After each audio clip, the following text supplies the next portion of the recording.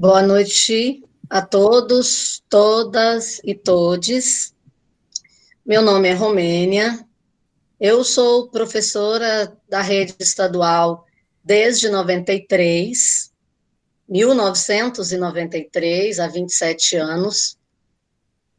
Sou colaboradora do Cajueiro e hoje vou estar com vocês junto com a professora Sandra Leles, que muitos aí já conhecem, né? A professora Sandra é graduada em História e em Pedagogia, mestre em História e doutora em Sociologia. A professora Sandra também é da Rede Estadual de Educação desde 2003 e também é nossa parceira no Cajueiro. Seja bem-vinda, professora Sandra. E antes de iniciar as nossas atividades, eu gostaria de deixar, assim, já de antemão combinado, alguns detalhes dessa nossa conversa. Vai ser uma conversa e não uma palestra. A professora Sandra, que é uma pesquisadora da área da educação, vai falar por cerca de 15, 20 minutos sobre o que é essa proposta do novo ensino médio, o que são os itinerários formativos, e depois nós vamos abrir uma roda de bate-papo. Por quê, pessoal? Primeiramente, porque, em geral, essas propostas chegam de forma inesperada nas nossas instituições de ensino. Num primeiro momento, né, quando a gente é pego de surpresa, a gente fica muito assustado, desnorteado, a gente não sabe por onde passam essas novidades. Então, nesse sentido, a professora Sandra vai fazer uma fala para tentar esclarecer um pouco mais para quem ainda não conhece, né, essas novidades, e depois a gente vai conversar um pouco sobre os limites dessas propostas e as possibilidades. Como é que nós, dentro de cada uma das nossas realidades, né, aqui nós temos professores e professoras de 4 instituições diferentes, como é que dentro dessas instituições nós vamos poder e conseguir colocar em prática essas novas propostas. Sabendo, inclusive, que já tem algumas instituições e alguns professores que, mesmo na pandemia, estando com trabalho remoto, estão tentando já colocar em prática essa proposta. Então, nós vamos abrir como se fosse uma troca de experiência, uma troca de informações, para a gente ver até onde a gente consegue ou não seguir dentro da proposta, ok? Vocês podem fazer perguntas pelo chat, fazer diálogos com os colegas, trocar ideias através do chat, e após a fala da professora Sandra, ok? Sandra, com você. Ok, pessoal, boa noite. É bacana, né? A gente está aqui entre colegas de trabalho, todo mundo, né, conhece a realidade do que é a escola, todos nós vivenciamos isso. E pensar a perspectiva do chamado... Tem alguém com o microfone ligado, eu gostaria de pedir para desligar. Vênia. Isso, muito obrigada, Vênia. Então, assim, pensar, né, esse novo ensino médio, nós estamos vivenciando agora esse momento de transição daquilo que nós conhecíamos com o que, né, já começou a ser implantado nas escolas aqui no estado de Goiás, com essa nova nomenclatura, né, chamada de novo ensino médio. A grande questão é que quando a gente vai estudar o tal do novo ensino médio, a gente percebe que, de novo mesmo, ele, né, é uma proposta com um verniz, né, moderno, mas que remonta muito para outras propostas de ensino médio que nós já tivemos na história da educação brasileira. Né? Essa história de um ensino médio que nunca se solidificou na história do Brasil. O ensino médio, né, essa etapa do ensino, sempre foi muito discutida porque ela não tem uma identidade própria, né? A trajetória do ensino médio sempre foi muito discutida porque não tem uma identidade própria. E essa falta de identidade do ensino médio se dá justamente por conta da descontinuidade de políticas públicas referentes a essa etapa de ensino, principalmente relacionada a currículo, né? Currículo, então, é uma área que merece assim, total atenção quando a gente vai discutir essa questão do ensino médio. Então, nós temos, né, na história do ensino médio no Brasil, o que marca é essa instabilidade. Por quê? Porque sempre enfrentou uma discussão, né, enviesada por uma divisão aí entre o que é função propedêutica, né? O que é a função propedêutica? Aquela função científica das disciplinas, do jovem que estuda para dar continuidade aos seus estudos depois, para ir para a universidade, fazer um curso superior, ou do ensino médio com uma visão profissionalizante mais voltado para as classes trabalhadoras. Então, a perspectiva de ensino médio no Brasil, ela já nasce dessa discussão. E aí, quando a gente faz uma reflexão dentro da história no Brasil, a gente vai ver que, durante muito tempo, né, o ensino, por exemplo, teve uma época na história, principalmente durante o regime militar, 1971, por exemplo, que determinou que, por exemplo, quem fazia curso profissionalizante, era obrigatório o curso profissionalizante nas escolas públicas, vejam só que interessante, obrigatório o curso profissionalizante nas escolas públicas, e ele não dava condições para que as pessoas pudessem entrar na universidade.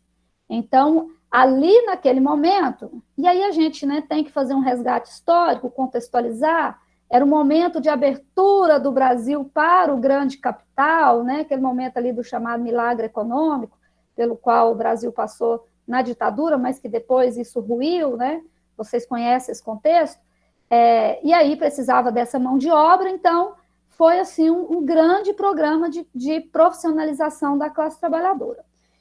E aí o ensino médio vai passar por toda essa discussão, né? O ensino médio tem que ser propedêutico, tem que ser profissionalizante, vem os cursos técnicos, o curso técnico dá direito à universidade, não dá, e isso vai fazendo o quê, né? A gente vai entendendo isso como uma forma de aprofundar ainda mais as desigualdades sociais no Brasil, tendo em vista que coloca a classe trabalhadora ali naquele lugar, né? Que é o de mão de obra para as indústrias, para as empresas e tal, enquanto que a classe média e a elite, né, os filhos da classe média e da elite, teriam, então, esse chamado ensino propedêutico, que era uma época chamada até de colegial, que poderia ir para a universidade. Daí, quando nós temos, né, a Constituição de 1988, que promove, chamada de Constituição Cidadã, e promove o que nós chamamos de democratização do ensino, e ali previu que o Brasil deveria ter uma nova lei, né, de diretrizes e bases da educação, que foi feita em 1996, a LDB de 1996 deixa muito claro que o ensino médio, ele era propedêutico, que o ensino profissionalizante ele até poderia ocorrer, mas desvinculado. Então, por exemplo, às vezes as pessoas perguntam assim, mas Sandra, e o Instituto Federal, por exemplo? Eles têm que ter o currículo, né, dessas disciplinas e depois o curso técnico. Tanto é que nós recebemos nas nossas escolas para matrícula alunos que fazem até o segundo ano lá nos IFs e depois vem matricular com a gente que fala, não, decidi que eu não quero mais curso técnico. Então, aqueles 2 anos são aproveitados, que é como se fosse uma base comum, né? Então, assim, a LDB, ela deixa isso bem claro. Depois nós vamos ter, né, lá em 2012, né, os referenciais curriculares para o ensino médio e tudo mais, mas sempre foi uma etapa de ensino muito problemática, carente de investimentos e tudo mais. Por exemplo, o ensino médio, enquanto educação pública, para atender a questão da democratização do ensino, só teve direito a receber livro didático, os alunos do ensino médio, a partir do ano de 2003.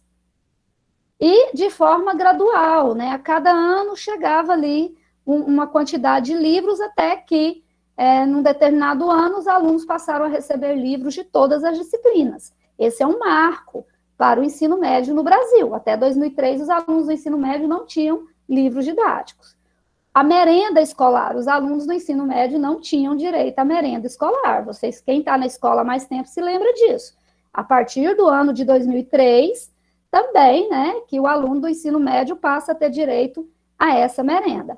E aí, em 2009, o governo faz, né, uma proposta governamental do chamado ensino médio inovador, né, o chamado ProMI, que tinha como característica investir no ensino médio, né? Investir em formação de professores, investir em recursos, ter verbas específicas para o ensino médio. E aí o ensino médio agora já categorizado dentro da educação básica, né? Criado o Fundeb, que também é outro marco na história da educação do Brasil, o Fundeb, começa a receber recursos próprios, mas sempre carente dessa questão de uma identidade própria para o ensino médio.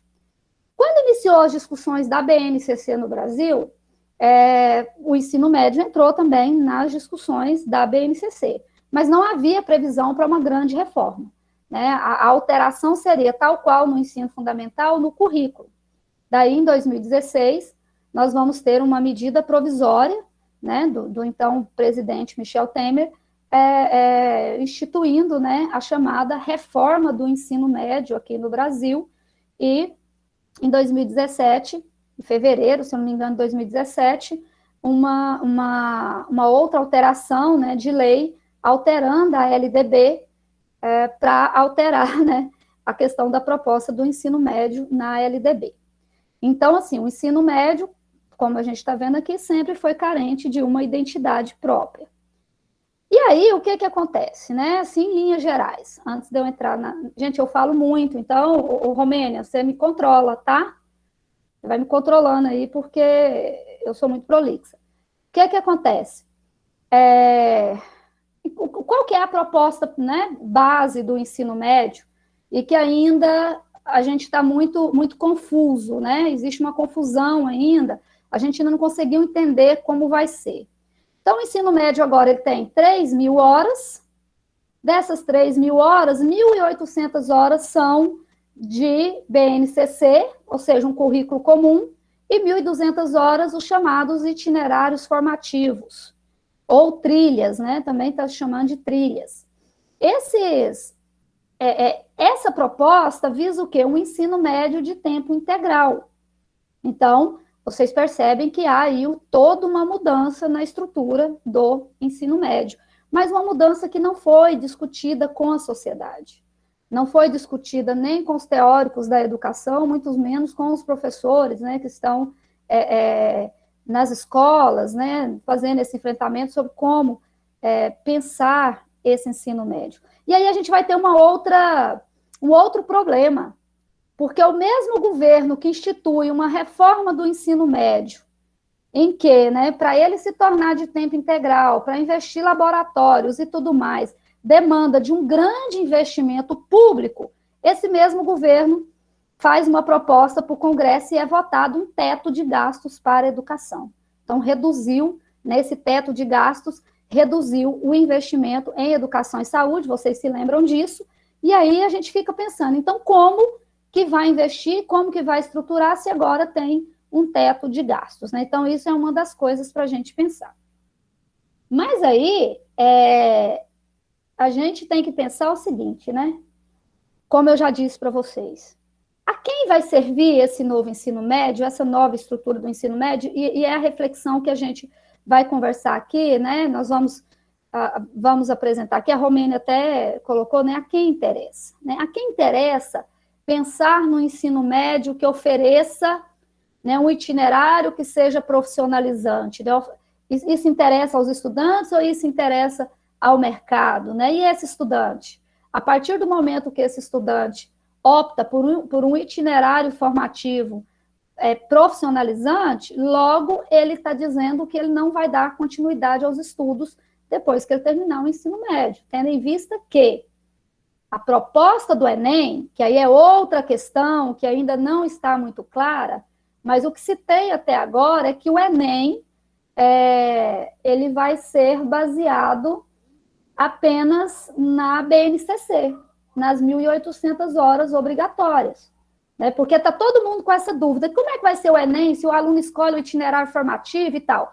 A proposta uma proposta, faz-se o Enem com base apenas no que é comum, né, a todos os estudantes, porque se for fazer, ou então, né, eles vão ter que pensar numa proposta de Enem de acordo com o itinerário formativo, mas o que se tem até agora é de fazer com base na base comum, que é a de 1.800 horas. Aí, gente, eu vou trazer aqui umas questõezinhas para a gente pensar, tá?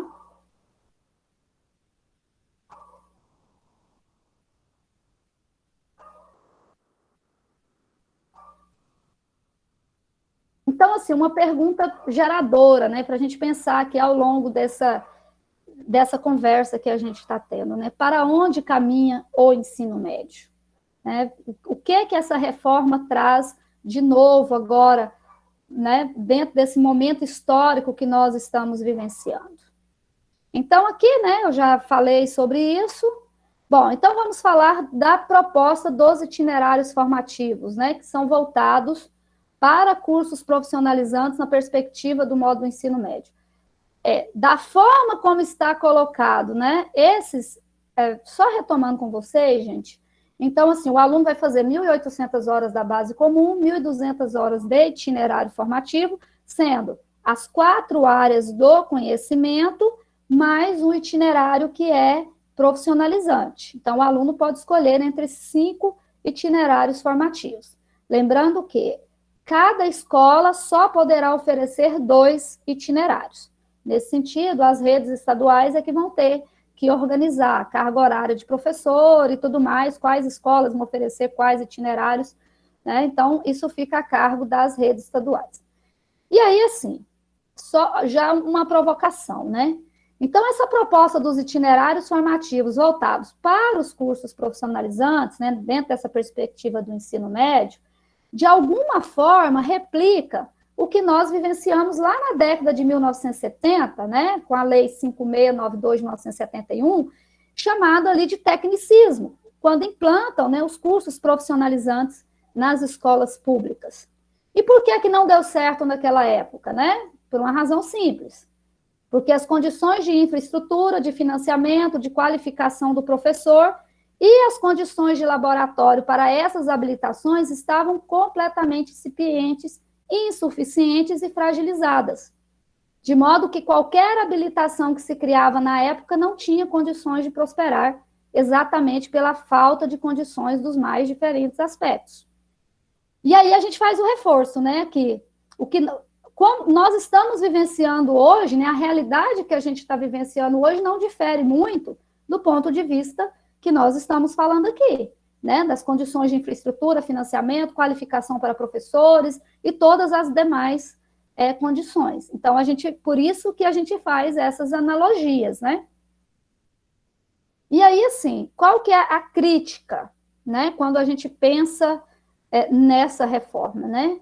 A crítica a reforma do ensino médio, né, da forma como está proposta, sem o investimento na estrutura, sem a construção de novas escolas, né, sem pensar que, para atender aluno em tempo integral, a escola precisa de toda uma estrutura, de todo um contexto, é uma reforma para continuar a fazer o que sempre se fez. Porque nós não temos, neste momento, condições concretas para fazer outra coisa que não seja, gente, do ponto de vista conceitual. A gente pode até fazer. Agora, do ponto de vista concreto, é complicado, né? O que nós vimos aí, por exemplo, com a implantação das escolas de tempo integral no estado, muitas escolas, escolas de tempo integral sem estrutura nenhuma, sequer um refeitório para os alunos fazerem as suas refeições, né, almoçar, lanchar, ou laboratórios, né, pegou a escola, falou, não, agora é tempo integral, sem colocar a devida estrutura. Então, a grande diferença, né, é que agora, por exemplo, no âmbito, né, das discussões que compreende a formação integrada, ou a perspectiva de uma escola de formação integral, né, que é essa escola que o aluno vai ficar o dia todo e tudo mais, é o quê? É que o conceito mudou. O conceito de formação integral que estão trabalhando no momento é um conceito difuso, frágil, sem profundidade, né, sem retomada das grandes concepções de formação humana que o currículo exige. Então, tudo isso ficou no processo da discussão. Sandra, sim? Faltam 7, fala mais até 10 minutos no máximo, tá? Não, já estou acabando. Então, assim, o que foi a discussão principal que se colocou, né, politicamente falando, na hora de se discutir a reforma do ensino médio? Vocês sabem que isso foi feito de forma muito rápida, né? A proposta do novo ensino médio foi feita de forma muito rápida, sem essa discussão profunda. O que se pregou para a gente foi o seguinte, né, que era a questão da modernização do ensino.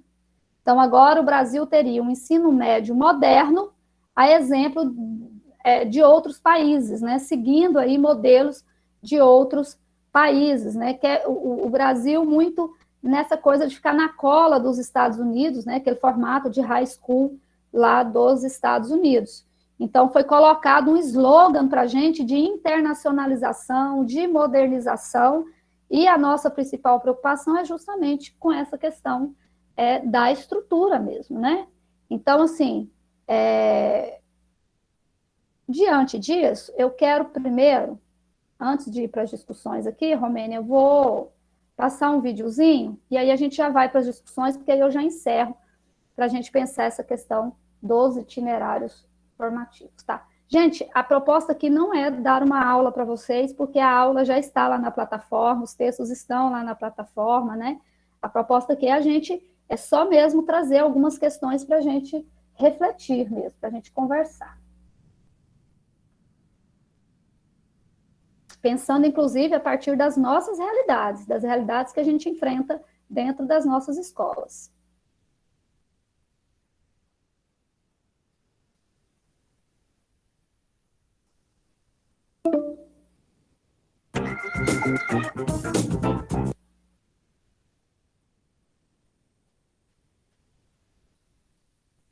Vocês não estão vendo a tela, né?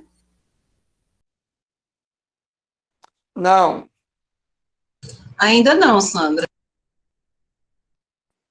Não compartilhou dessa vez, Sandra. Da primeira vez estava tranquilo.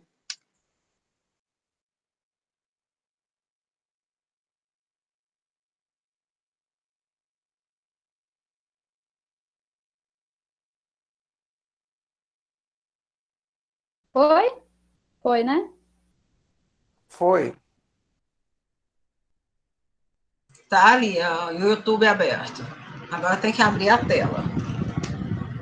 Ampliar a tela, Sandra. Mas está dando para ver. Isso. Isso. Pronto, é só ligar.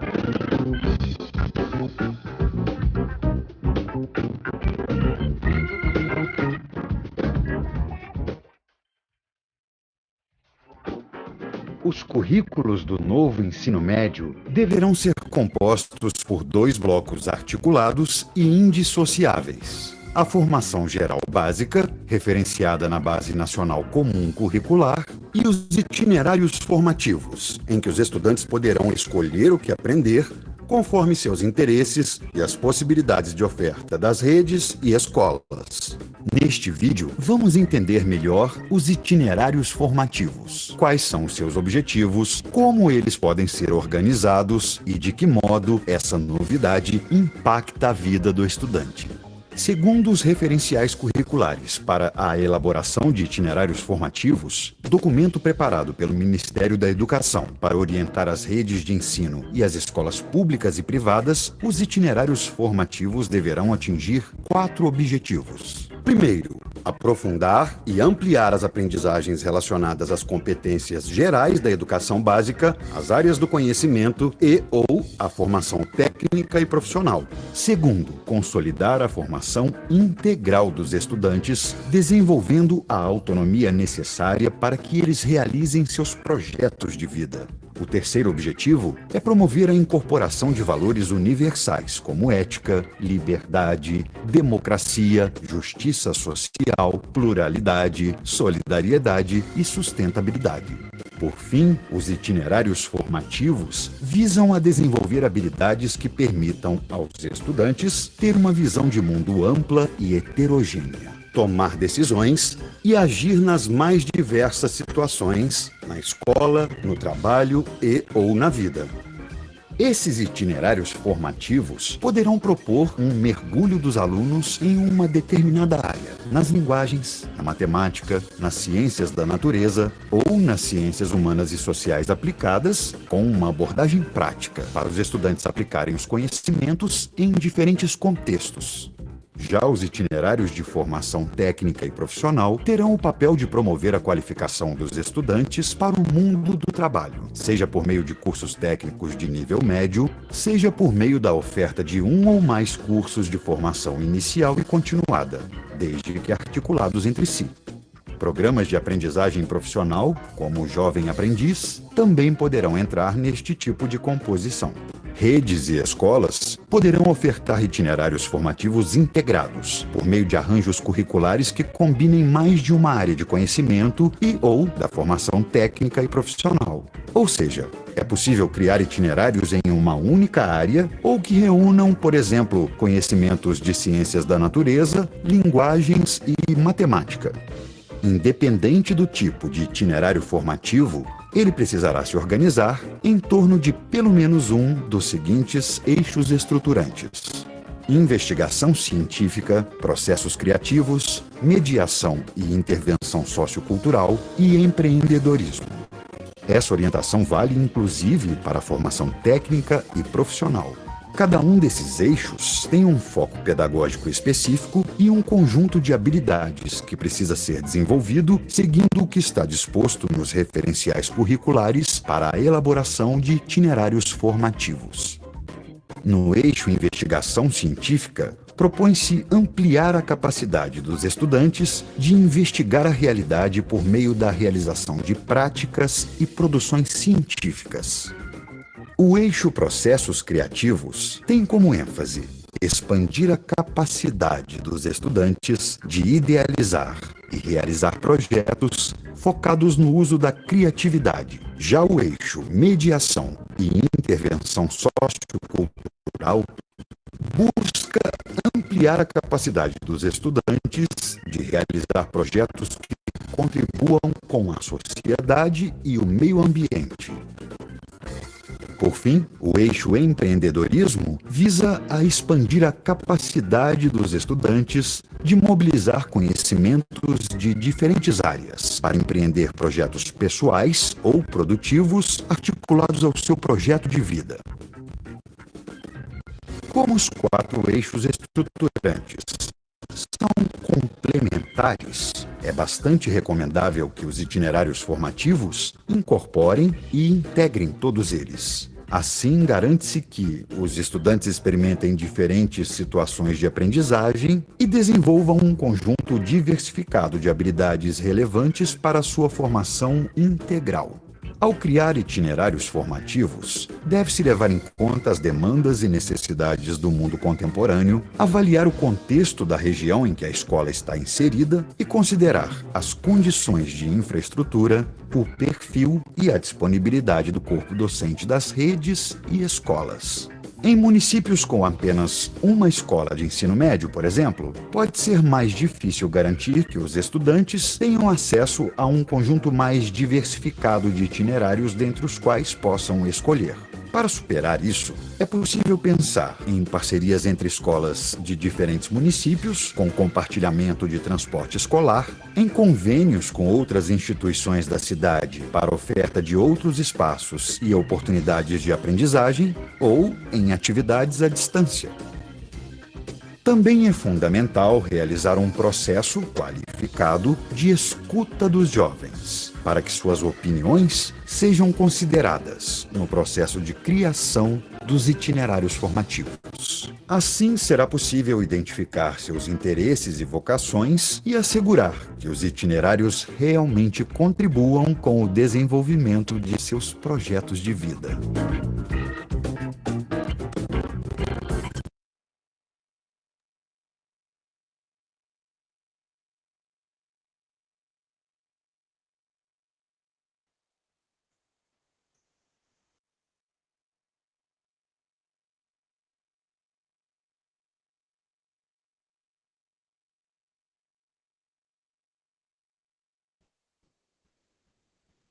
Então, como vocês puderam ver aí no vídeo, né, é bem complexo, né, essa questão dos itinerários formativos.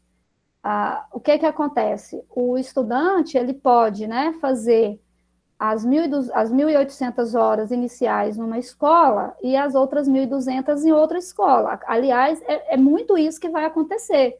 Vocês viram lá, escola 1, né, para cumprir a BNCC, escola 2 para os itinerários formativos, porque as escolas não poderão ofertar todos, né, e nem tem condições para isso. E, né, tanto itinerários formativos dentro das 4 áreas do conhecimento, como itinerários profissionalizantes. Nós ainda não sabemos como vai ser, dentro das escolas, essas escolhas.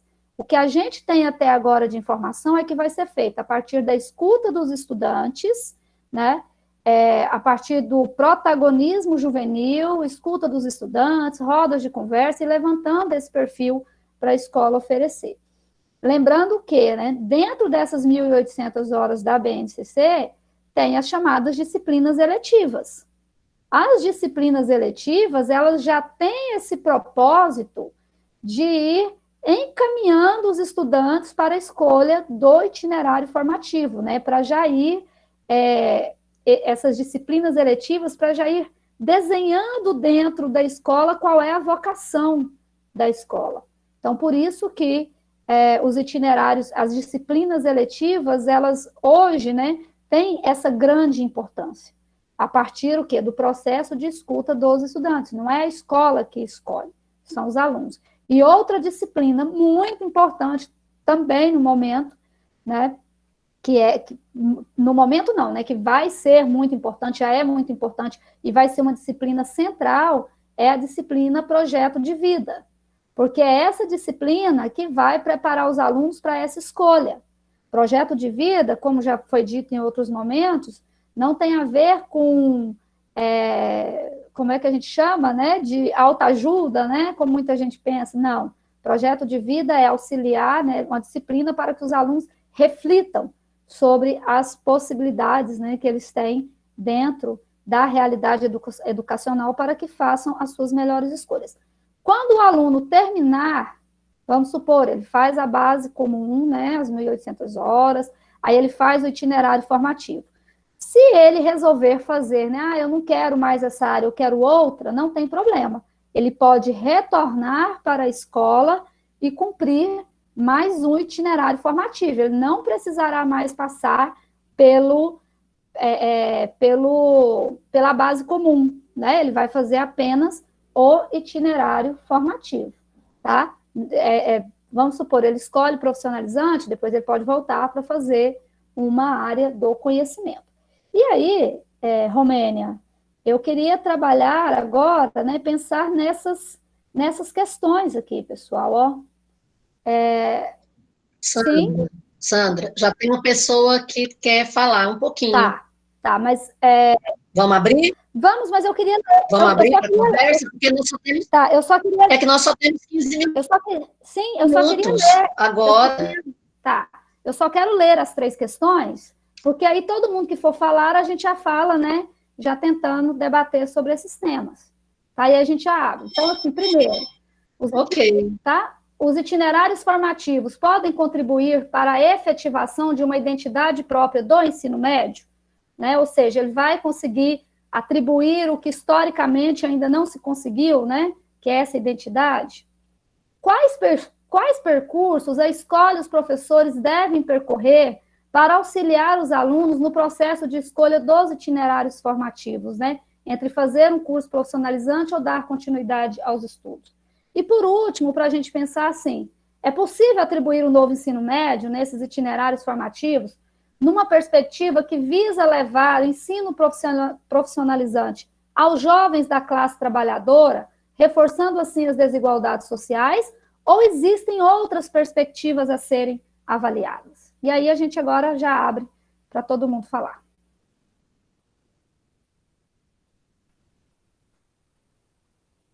Pode conduzir aí, Romênia, o debate. Vênia, a palavra.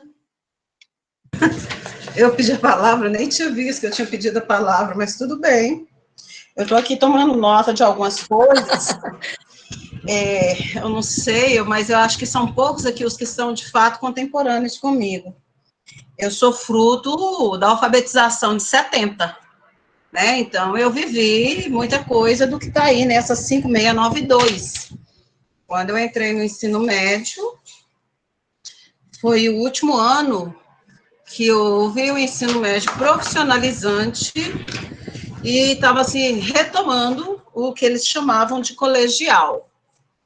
E eu lembro, né, assim, que eram pouquíssimas escolas que realmente tinham a estrutura que condizia com as necessidades do atendimento. Mas quando a gente pensa na questão dessa identidade hoje, parece-me que a escola, ela faz como se fosse um cabo de guerra. E aí, quando eu digo escola, eu estou falando dessa ideia de escola enquanto lei, enquanto instituição, enquanto secretaria, enquanto órgão que está vinculado a todo esse emaranhado ao que nós também, professores, estamos submetidos, né? E aí, de um lado, você tem, como você mesmo colocou, Sandra, uma lei que vem aprovada, parece que assim, na bacia das almas, que a gente não vê que, de fato, ela venha contribuir com essa identidade. Que identidade é essa que está sendo construída, né? Porque o nosso jovem, a gente que está lá dentro da escola, eu tenho certeza aqui que muitos que estão aqui, eu conheço boa parte dos que estão, eu já ouvi muitos deles falarem isso, como os nossos jovens estão perdidos, e perdidos nesse sentido de identidade, não perdidos no sentido, não, é perdido porque, não é isso, eles estão perdidos porque eles não têm alguns referenciais, e aí eu me preocupo com isso enquanto professora, eu me preocupo, aonde nós vamos, de fato, ter uma escola que vai ser propedêutica. Eu estou muito incomodada com isso, porque quando você vai discutir realmente o afinco lá das 3.000 horas de ensino, da BNCC, porque desde o início a gente está falando, né, que essa mudança no ensino médio não é uma mudança realmente que vinha contribuir, não dentro dessa proposta que está colocada. E aí você ainda tem uma escola que fala em 3.000 horas, eu fico imaginando como é que vai funcionar isso a partir do ano que vem. Porque até mesmo para nós, funcionários, e aí eu vou falar em funcionários, não mais em professores, mas eu estou falando na rede inteira, quantos de fato podem cumprir as 40 horas dentro da escola? Porque ainda não se fez essa conta. Porque a maioria dos que aqui estão, pelo menos dos que eu estou vendo aqui, os rostinhos, né, Peralta, Graciele, eu sei que a gente não trabalha 40 horas relógio, a gente trabalha 40 horas aula, né, e isso é diferente. E aí eu me preocupo muito, me preocupo com toda a estrutura.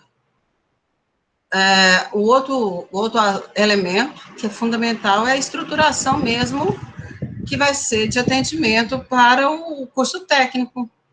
Como é que vai ser essa estruturação de laboratório, de profissionais? Porque são poucos os profissionais que são habilitados num processo didático para ensinar aspectos técnicos. Como é que meu aluno vai pensar, nós estamos lá no fim social, Então tá. Então lá a nossa realidade é que eles são costureiros, a maioria. Nós vamos montar laboratório de costura.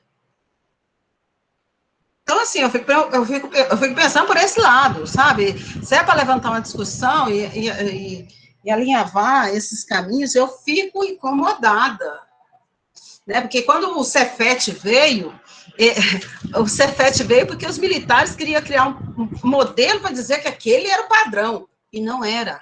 Aquele era só um modelo, porque o padrão foi o que ficou no resto. Aí, gente, um pouquinho do que eu vivi, do que eu sinto e do incômodo que eu estou sentindo.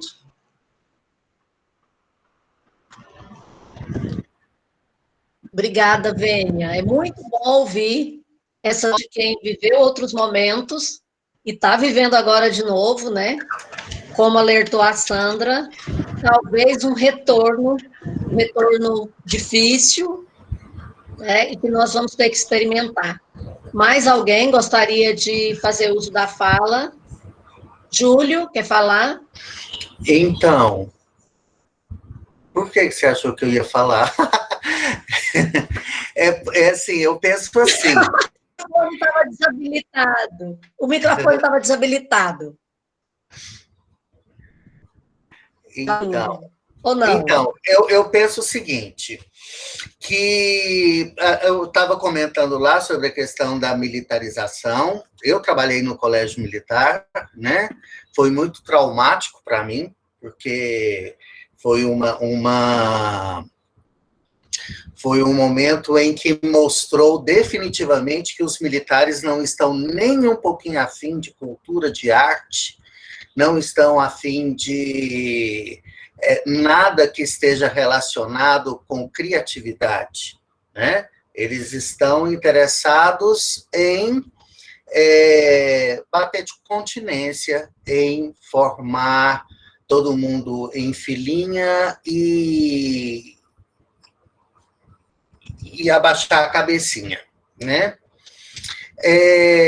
Então, realmente, não foi o meu modelo de escola, né? Eu penso uma escola mais criativa.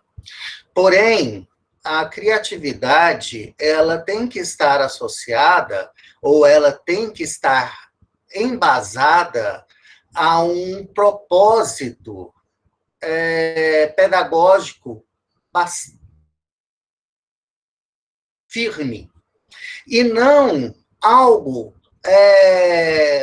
inconsistente, como nós estamos vendo o que está acontecendo agora nessa nova proposta. Nova proposta, como a Sandra falou, né, com roupinha diferente, né, uma velha proposta, né, porque eu lembro muito bem que, por exemplo, esses cursos que nós fizemos era uma leitura de Vygotsky sem falar o nome de Vygotsky, é uma leitura de Piaget sem falar o nome de Piaget, é uma leitura de um montão de gente sem falar o nome dessas pessoas, né? E a gente percebe que nós estamos simplesmente engolindo isso. Nós estamos engolindo, mesmo porque nós estamos no meio de uma pandemia, nós viemos de um golpe na nossa política, nós viemos de uma desestruturação no nosso país, né? E nós engolimos. E nós estamos engolindo. E as pessoas que pensam são poucas. As pessoas que pensam na educação são muito poucas. Né? Então, se nós estamos aqui reunidos conversando sobre educação, conversando sobre o novo ensino médio, é porque, de repente, nesse momento, nós queremos focar melhor, entender o que está acontecendo, porque nós estamos passando aí por um momento de um desgoverno que está cada vez mais nos ridicularizando enquanto seres humanos, né, aqui e fora do Brasil, e ridicularizando a nossa profissão. E nós estamos engolindo. Né? Vou falar igual a Vênia, meu desabafo foi embora. É só isso que eu queria falar para vocês. Obrigado, Júlio. É muito bom ouvir. Esse momento também é para ser uma terapia coletiva, né? A gente poder desabafar entre os nossos pares. São pessoas, nós todos e todas, pessoas que sabemos como é a rotina da escola, a realidade da sala de aula, os embates que nós temos e a realidade dos jovens que nós lidamos. Cada um, né? A Vênia falou lá da Vila Mutirão, você já fala de um setor central, mesma cidade, mas realidades totalmente díspares, né, com o público ali, uma comunidade diferente, né, e aí eu fiquei pensando, né, nessa realidade que a gente conhece tão bem, e que a Sandra colocou, que um jovem pode fazer uma parte do itinerário em uma instituição e continuar na outra. Ele não vai nem na dele. Como é que ele vai fazer esse trânsito? Como é que ele vai organizar o horário dele? Sabe? Isso é uma coisa muito complexa. Não só para nós adultos ou professores, e a Sandra como coordenadora, a Vênia também, talvez está numa condição de gestão, de organizar isso, mas para os meninos e para as meninas. Como é que eles vão deslocar? Então, gente, isso é muito sério. Deixa eu só fazer um comentário. Diga. A Vênia falou assim, o pessoal da minha localidade é mais para costura, então será que nós podíamos formar alguma coisa em relação à costura? Sim, seria ótimo, Vênia, eu acho, seria ótimo. O problema não é formar uma oficina de costura, o problema é qual a intenção de se formar essa oficina. Né? Então, a formação dessa oficina é ótimo, porque nós estamos realmente dando condição para oportunizar o nosso indivíduo a entrar no mercado de trabalho. O problema é o que está atrás disso. Eu quero complementar, Júlia, assim, o problema é o que está atrás disso, e assim, se é só isso, entendeu? Aí o jovem vai fazer ali um itinerário formativo profissionalizado. Sandra, eu estava inscrita à frente, bonitinha. Desculpa. Pode falar, Gilson. Boa noite, pessoal. Primeiro, agradecer que essa palestra tá bem legal, tá boa, tá assim, trouxe muita inquietação que a gente estava precisando. E a questão que a Vênia citou, e aí eu fico assim também preocupado com essa, é o seguinte: nossos alunos do Fim Social, não Vila Mutirão, igual foi dito aí, que a maior parte é confecção, também são os mesmos meninos que aprendem a prensar maconha. E esses meninos, a gente oferecer curso de costura não vai mudar em nada a realidade. Nós temos que pensar em transformar essa realidade. Eu acho que é tão complicado isso, e assim, eu acho que eu não estava tendo nenhuma inquietação até vocês hoje, eu acho que vou perder o sono pensando. Mas assim, foi bom, muito bom. É uma coisa para a gente discutir dentro da escola, acho que a gente tem que levar para a escola, né, Vênia? Porque os meninos já preencheram forms, dando sugestões, e agora essa vez, parar para pensar também. Mas isso, mais para elogiar, porque foi muito bom a fala de todos. Valeu, Gilson, obrigado. Gilson, me desculpa, eu me ative aos formulários que eu recebi, perdão, tá?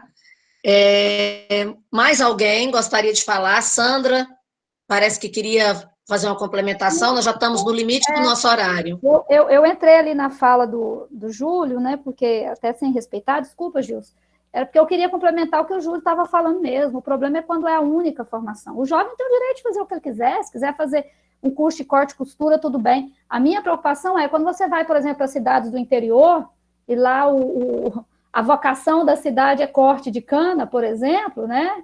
E aí vai ensinar os meninos a trabalhar ali naquelas usinas, e é só isso, né? É só isso.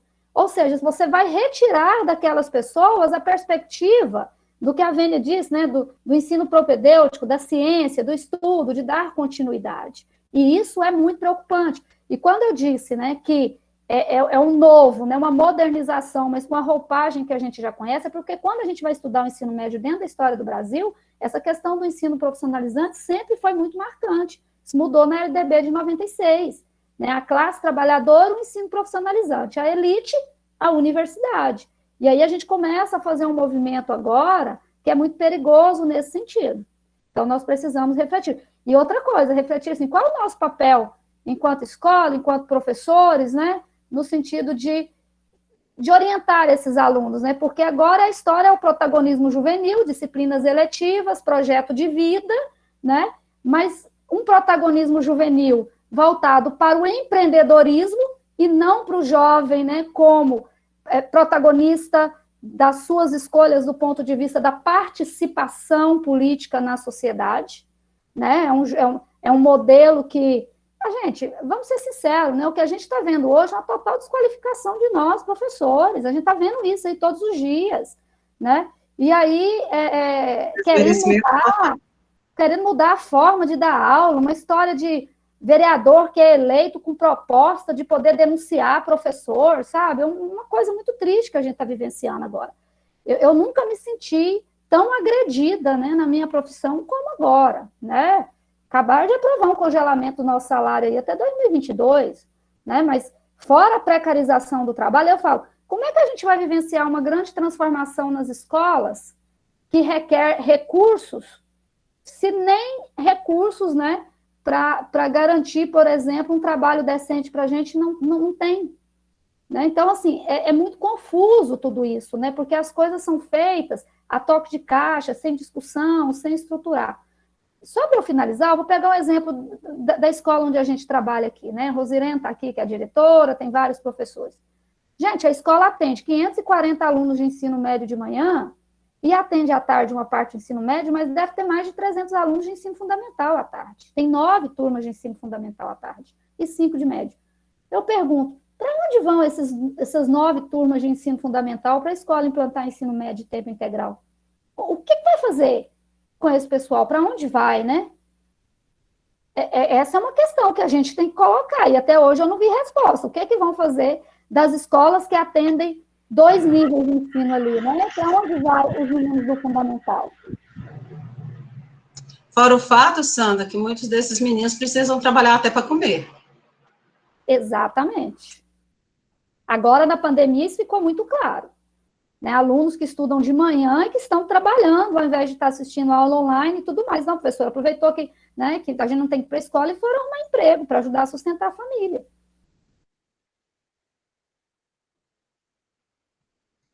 Sandra, a gente tinha feito até essa provocação no chat, né?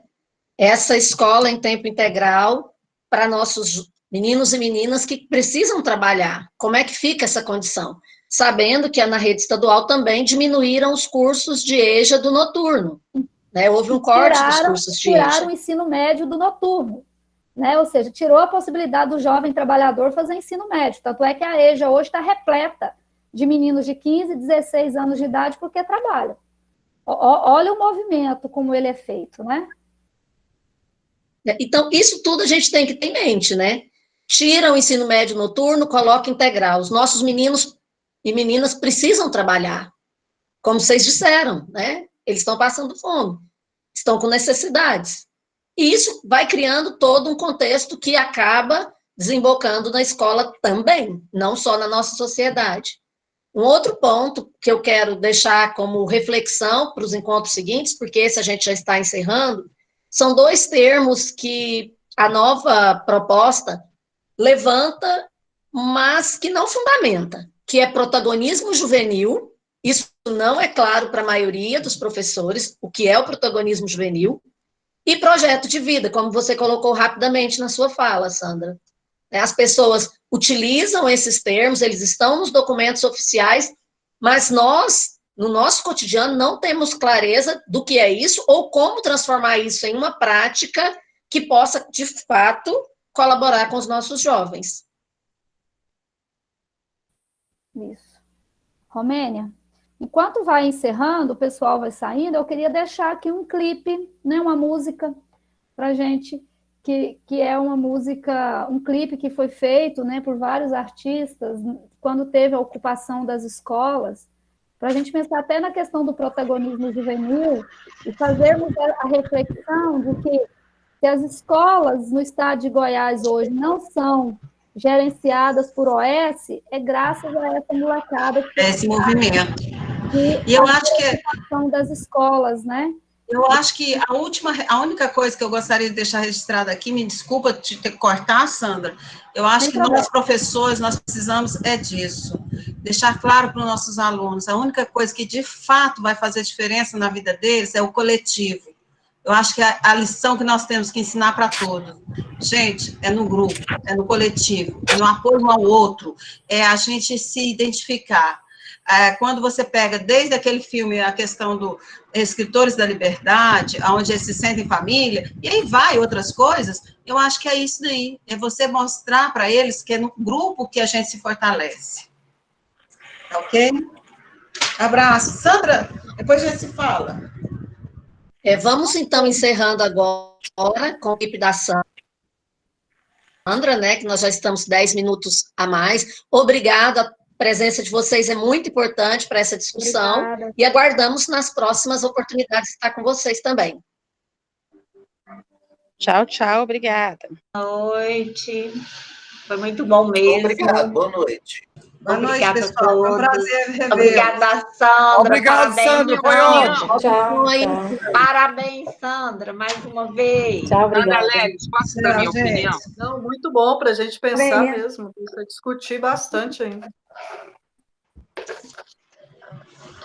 Ninguém tira o trono de estudar, ninguém é o dono do que a vida dá, e nem me colocando numa jaula, porque sala de aula essa jaula vai virar, e nem me colocando numa jaula, porque sala de aula essa jaula vai virar. Ninguém tira o trono de estudar, ninguém é o dono do que a vida dá. Ninguém tira o trono do estudar, ninguém é o dono do que a vida dá. E nem me colocando numa jaula, porque sala de aula essa jaula vai virar. E nem me colocando numa jaula, porque sala de aula essa jaula vai virar. A vida deu muitos anos de estrutura do humano à procura do que Deus não respondeu. Deu a história, a ciência, a arquitetura, deu a arte, deu a cura e a cultura pra quem leu. Depois de tudo até chegar nesse momento, me negar conhecimento é me negar o que é meu. Não vem agora fazer furo em meu futuro, me trancar num quarto escuro e fingir que me esqueceu. Vocês vão ter que acostumar porque ninguém tira o trono de estudar, ninguém é o dono do que a vida dá. Ninguém tira o trono de estudar, ninguém é o dono do que a vida dá. E nem me colocando numa jaula, porque sala de aula essa jaula vai virar. E nem me colocando numa jaula, porque sala de aula essa jaula vai virar. E tem que honrar e se orgulhar do trono mesmo e perder sono mesmo pra lutar pelo que é seu. Que neste trono todo ser humano é rei, seja preto, branco, gay, rico, pobre, santo, ateu. Pra ter escolha tem que ter escola, ninguém quer esmola, isso ninguém pode negar. Nem a lei, nem estado, nem turista, nem palácio, nem artista, nem polícia militar. Vocês vão ter que me engolir, se entregar porque ninguém tira o trono do estudar, ninguém é o dono do que a vida dá. Ninguém tira o trono do estudar, ninguém é o dono do que a vida dá. E nem me colocando numa jaula, porque sala de aula essa jaula vai virar. E nem me colocando numa jaula, porque sala de aula essa jaula vai virar. A vida deu-os muitos anos de estrutura do humano à procura do que Deus não respondeu. Deu a história, a ciência, a arquitetura, deu a arte, deu a cura e a cultura pra quem leu. Depois de tudo até chegar neste momento, me negar conhecimento é me negar o que é meu. Não vem agora fazer furo em meu futuro, me trancar num quarto escuro e fingir que me esqueceu. Vocês vão ter que acostumar porque ninguém tira o trono pra estudar, ninguém é o dono do que a vida dá. Ninguém tira o trono pra estudar, ninguém é o dono do que a vida dá. E nem me colocando numa jaula, porque sala de aula essa jaula vai virar. E nem me colocando numa jaula, porque sala de aula essa jaula vai virar. E tem que honrar e se orgulhar do trono mesmo, e perder o sono mesmo pra lutar pelo que é seu. Que neste trono todo ser humano é rei, seja preto, branco, gay, rico, pobre, santo, ateu. Pra ter escolha tem que ter escola, ninguém quer esmola, isto ninguém pode negar. Nem a lei, nem Estado, nem turista, nem palácio, nem artista, nem polícia militar. Vocês vão ter que engolir, se entregar porque ninguém tira o trono do estudar. Ninguém é o dono do que a vida dá. Ninguém tira o trono do estudar. Ninguém é o dono do que a vida dá. E nem me colocando numa jaula, porque sala de aula essa jaula vai virar. E nem me colocando numa jaula, porque sala de aula essa jaula vai virar. Ninguém tira o trono pra estudar.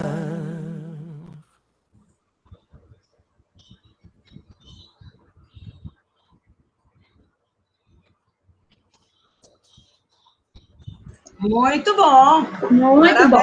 Equipe. Excelente vídeo, muito boa escolha, parabéns. Eu quero esse vídeo.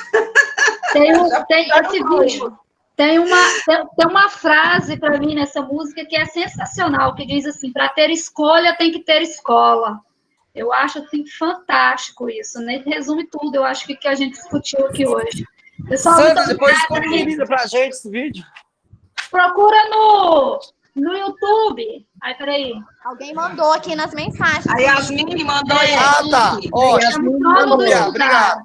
Tá, gente? Tchau pra vocês. Tchau, gente. Boa noite, Obrigado. meninas. Boa noite. Beijinhos. Boa noite.